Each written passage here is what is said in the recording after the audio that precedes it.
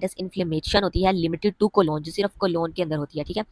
Location ये है वही कोलोन को सिर्फ अफेक्ट करती है, और ये याद रखना है कि ये स्टार्ट हमेशा होती है रेक्टम से, और रेक्टम से ऊपर जाती रहती है, और कंटिन्यू लेयर्स होती है, इसमें स्किप लेयर नहीं होती, और ये किसको इन्वॉल्व करती है, रेक्टम को ये इन्वॉल्व करती है, डिस्पाइट ऑफ क्रोहन डिजीज को। क्रोहन डिजीज में रेक्टम इन्वॉल्व नहीं होता।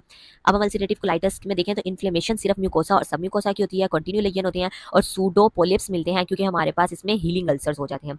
मॉर्फोलॉजी की बात करें तो सूडो पोलिप्स मिलते हैं, फ्राइएबल म्यूकोसा होता है with superficial and deep ulceration, loss of haustra. Haustra क्या होता है, हेस्ट्रा हमारे पास ये जो कोलोन का इस तरह वाली शेप होती है ना, इस तरह वाली, उसको हम लोग कहते हैं हेस्ट्रा।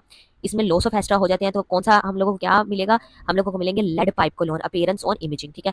माइक्रोस्कोपिक मॉर्फोलॉजी के अंदर क्रिप्ट एब्सेस मिलेगी। क्रिप्ट क्यों मिलेगा, न्यूट्रोफिल्स होंगे क्रिप्ट में, क्रिप्ट अल्सर्स होंगे, ब्लीडिंग होगी। ये एक मेजर पॉइंट है कि अल्सरेटिव कोलाइटिस में ब्लीडिंग होती है, और ग्रैनुलोमास जो होते हैं वो नहीं मिलते। इंटेस्टाइनल मैनिफेस्टेशन में ब्लडी डायरिया होगा, एब्डोमिनल पेन होगी, अर्जेंसी टू डेफिकेट होगा, और टेनिसमस होगी। एक्स्ट्रा इंटेस्टाइनल में सेम हमारे पास क्रोहन डिजीज और अल्सरेटिव कोलाइटिस में सेम फाइंडिंग्स होती हैं। स्किन में हमारे पास रिथमा नोडोसम होंगे, पायोडर्मा गैंग्रीनोसम होंगे। पायोडर्मा गैंग्रीनोसम हमारे पास लीथर इन्फेक्शन होता है हमारी बॉडी के ऊपर, स्किन के ऊपर। आई में यूवाइटिस होगी और एपिसेक्लेराइटिस होगी, जॉइंट्स में लीथराइटिस होगी, स्पॉन्डिलाइटिस होगी, माउथ में हमारे पास एप्थस अल्सर्स होंगे। अगर अल्सरेटिव कोलाइटिस कॉम्प्लिकेट हो जाए तो ये फुलमिनेंट कोलाइटिस बन सकता है।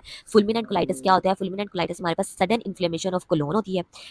टॉक्सिक मेगाकोलोन्स भी आ सकते हैं। टॉक्सिक मेगाकोलोन्स हमारे पास होती है, न्यूरोमस्कुलर डीजेनरेशन होती है, जिसकी वजह से पेरिस्टोलिसिस नहीं हो पाती, परफोरेशन हो सकती है, मैसिव ब्लीडिंग हो सकती है, और इंक्रीज कोलोरेक्टल कैंसर रिस्क हो सकता है।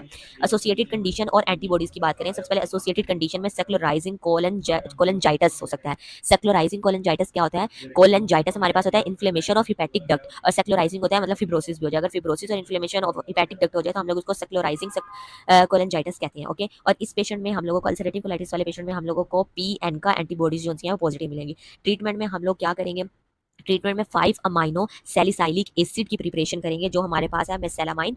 6 मैर कैप्टोप्यूरिन इम्यूनो मोड्यूलेटर्स के तौर पे देंगे, और अगर हम लोग बायोलॉजिक्स में देंगे तो एंटी टीएनएफ अल्फा बायोलॉजिक्स देंगे, और सबसे एंड पे कोलोनेक्टमी जो है वो हमारे पास क्योर होता है अल्सरेटिव कोलाइटिस का।